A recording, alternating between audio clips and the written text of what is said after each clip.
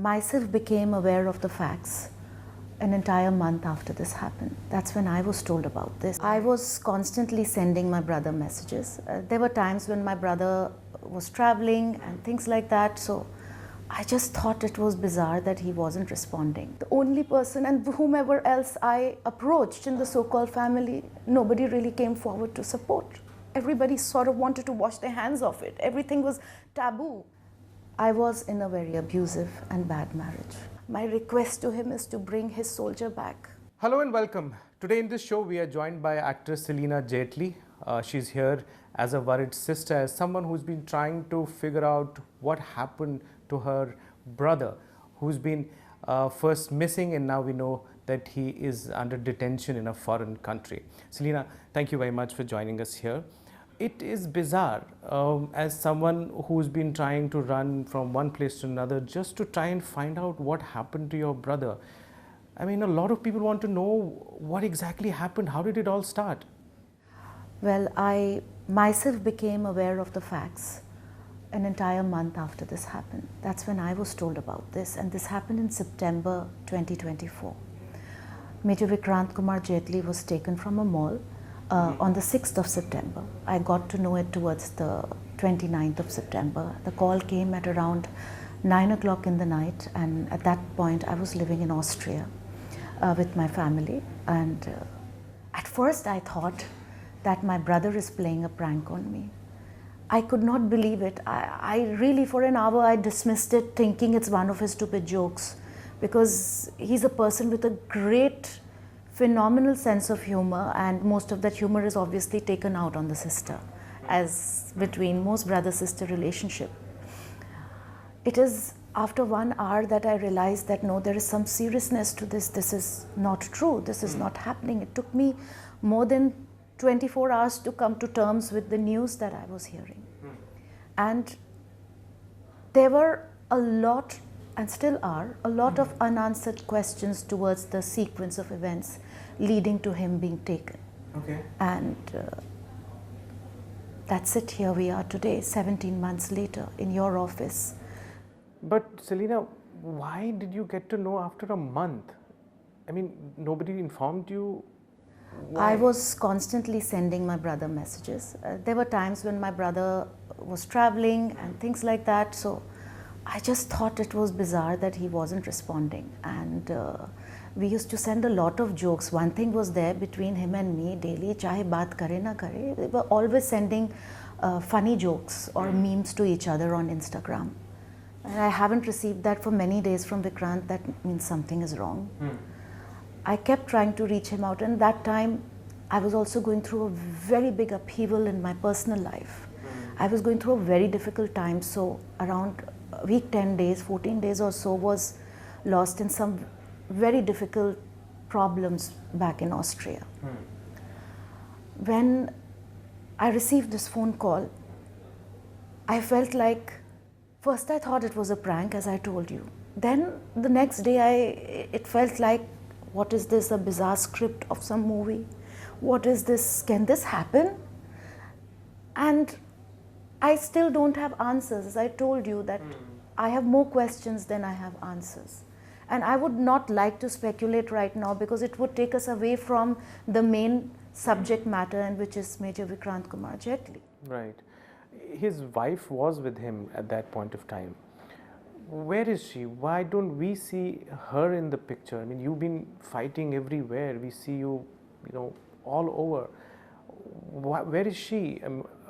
She was the one who was there at that point of time. Well, this is a question which I would also like to ask her. And I do not have any answer for this question at the moment. Okay, what exactly were they involved in? So Vikrant, after he finished his, after he retired from the army, he joined his wife in the Middle East.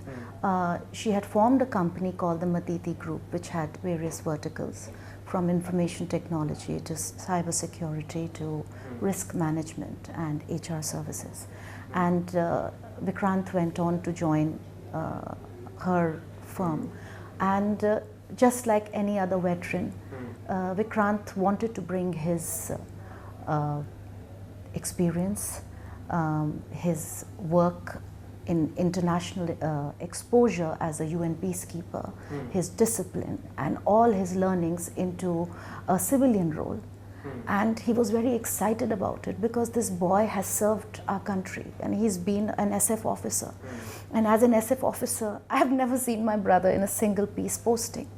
He's always been deployed in the valley.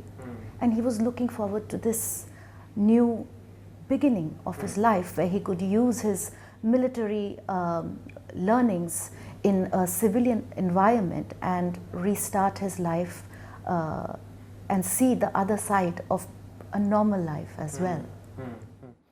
But you don't have any idea of exactly why he was picked up, anything to do with his work? And that is what I'm calling, that is why I think the only word that suits this whole bizarre phenomena is an arbitrary detention. 17 months.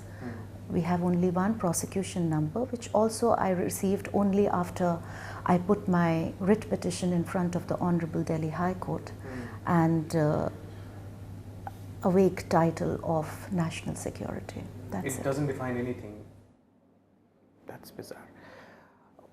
Coming to the legal battle, why did it take you to knock at the doors of Delhi High Court? Why? I tried to procure within my means every possible recourse available to me. I understand that the Ministry of External Affairs has very specific legal and diplomatic frameworks under which they must work. But as a layman, as an outside, and I understand that I have been working with the United Nations also as an equality champion since 2013, and I understand how these frameworks function. But when your only family is involved and is a victim in a foreign land, you don't understand these frameworks. Everything seems very tedious and long and you have no answers. Your questions keep growing. Your thoughts keep running. Where is he? What is happening? Because out of this 17-month-long arbitrary detention, he was for 9 months, we did not know where he was. I tried to look for him everywhere. Whatever resources I had at that moment available to me, there was no record of his arrest anywhere in any police station. There was no prosecution. We just didn't know where he was, and his wife had informed the embassy in the first month when I didn't know of Vikrant's this issue, and she said that they will be sending a note verbal to the MOFA, Ministry of Foreign Affairs in the UAE, and I was very, very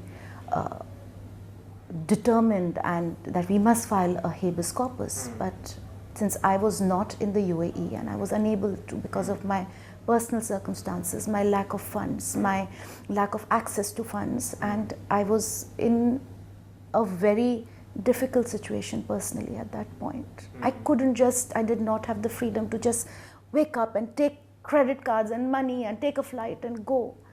And it was a very difficult situation, but I used whatever means were available to me, writing, calling, knocking on every possible door. I even filed a grievance with the Madad grievance system, following which I started receiving some emails which gave me 2 to 3 lines only of what was happening. Communication, for example, a communication has been sent, the wife has been updated. When your own loved one is gone, taken, that is not enough.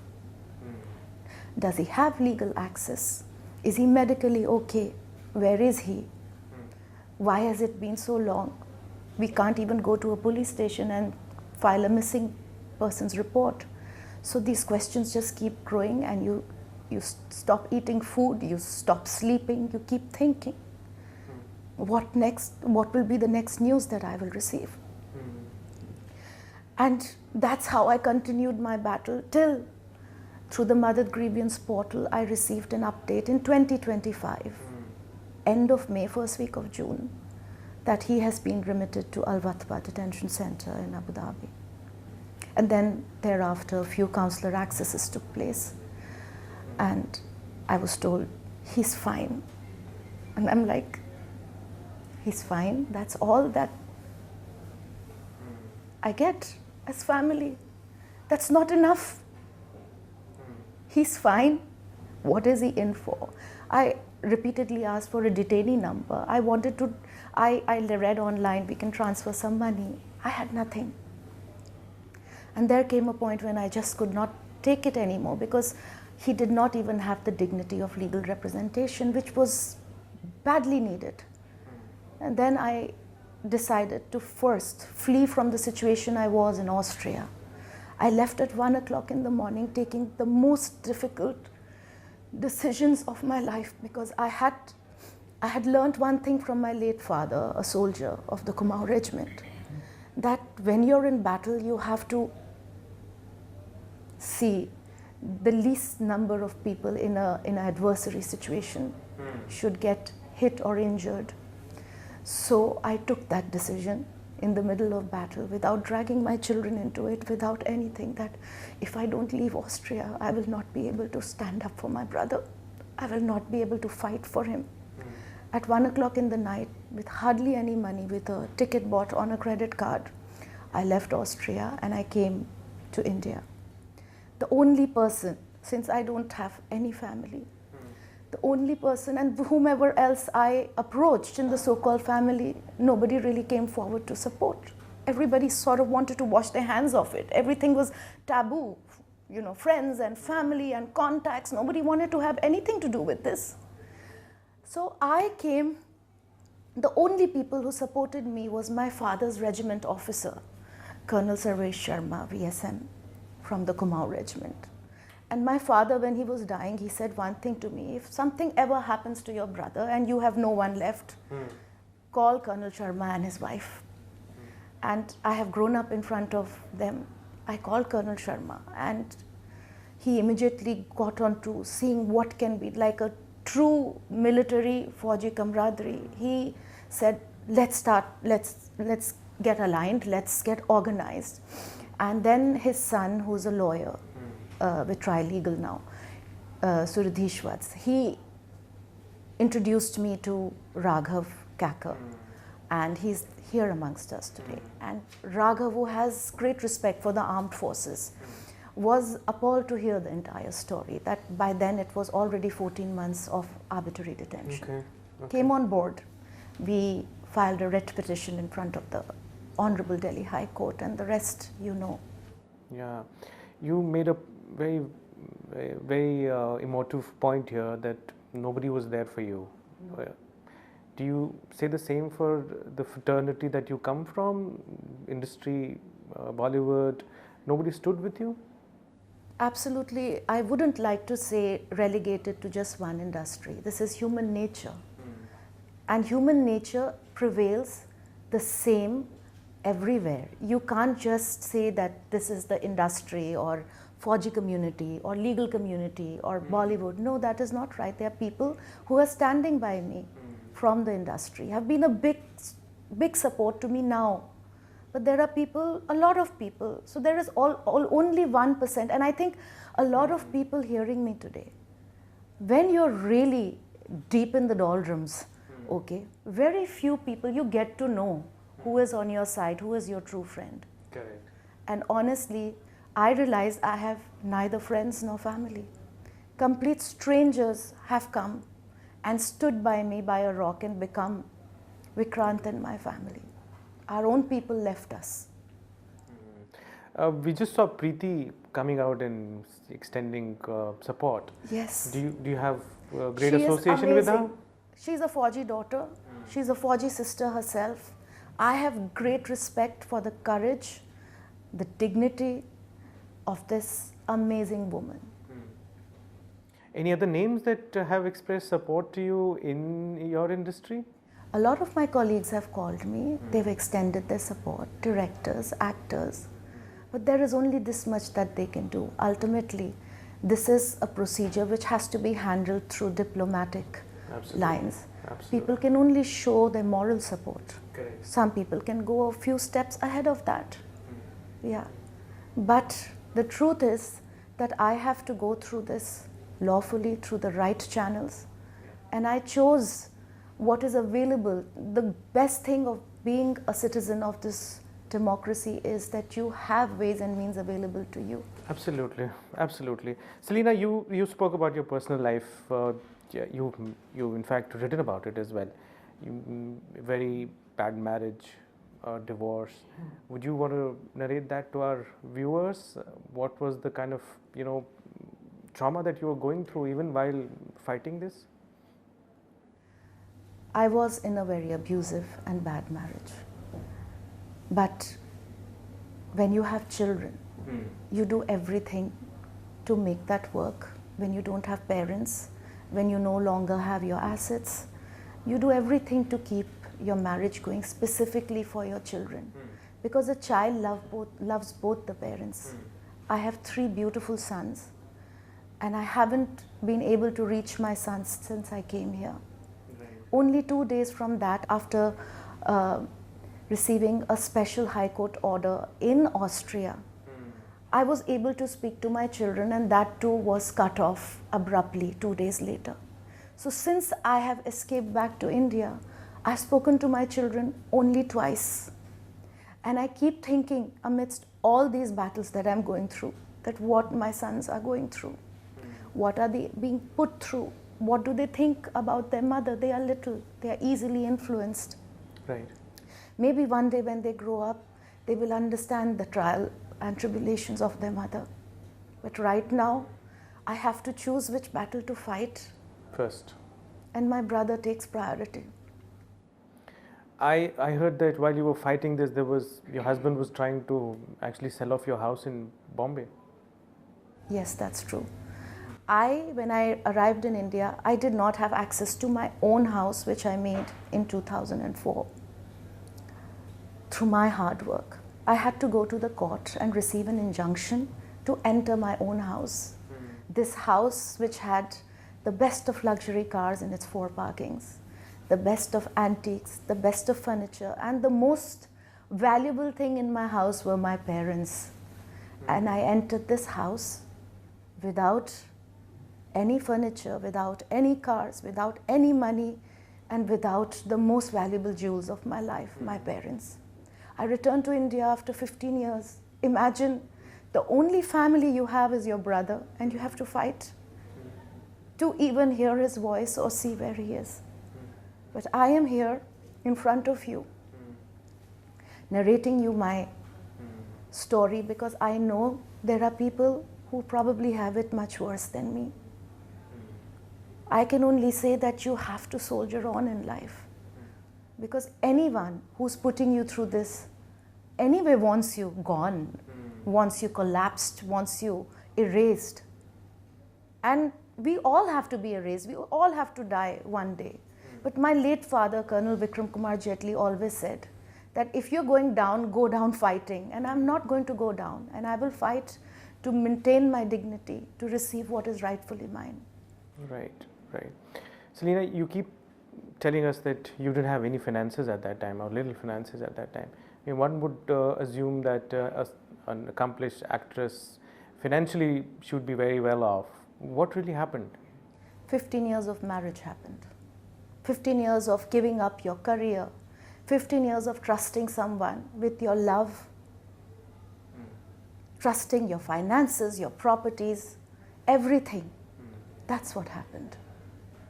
Do you now want to make a comeback into your work? Because it's been long that you're off the screens. Absolutely. Of course I want to work. I have no other way. So whether someone considers me valid enough for work or not, I will have to create my own work, and I will. What kind of work are you looking at? I'm looking to establish myself as an entrepreneur. I'm looking to establish myself back as the actor I am. I think I am, with life experiences, I am a much maturer and stronger performer now. I think I can tackle so much more now as an actor, because I have a very different understanding of human nature, because I've come across so much in the last 15 years. I don't think many people can imbibe that. Celina, back to your brother's case, you made an appeal to the Prime Minister. What are you appealing? What's your appeal? I have great respect for Modi ji. What he's done for our country, what Modi ji has achieved for our country, what he's made of a government for our country. My only request to Modi ji is this, that under his benevolent leadership, no soldier should be left behind in an arbitrary detention without any rights, without anything in a foreign land. My request to him is to bring his soldier back. Our army has thrived, our country is thriving under his leadership.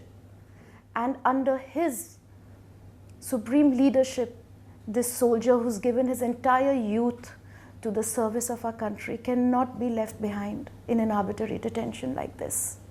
I request him heartfelt, as a fourth generation armed forces daughter, that please bring Major Vikrant Kumar Jaitly back. I noticed you wearing these insignias. What are these? The first one is of the Para SF, my brothers. The second one is of the Rajputana Rifles, my grandfathers. And I was wearing the Kumaon Regiment insignia also, which unfortunately fell down in the vehicle while coming to the show. And the Kumaon insignia signifies a man-eating tiger of Kumaon, the lions of Kumaon. And I hold this very proudly close to my chest, because this is what gives me the values, the integrity, the discipline, and the josh to fight on. Otherwise, I do not know if I would be sitting here in front of you today or not. I'm a very, very proud Fauji daughter. My father fought in the 71 war. He was gravely wounded. As a young 21-year-old soldier, his left leg was very badly injured with gunshot wounds, and he had shrapnel wounds all over his body. My grandfather from the Rajputana Rifles fought in the 1962 Chinese aggression and the 65 Indo-Pak War.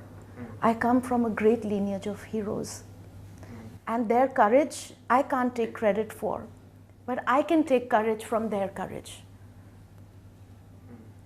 to stand up for my dignity and above all for our nation's soldiers' dignity.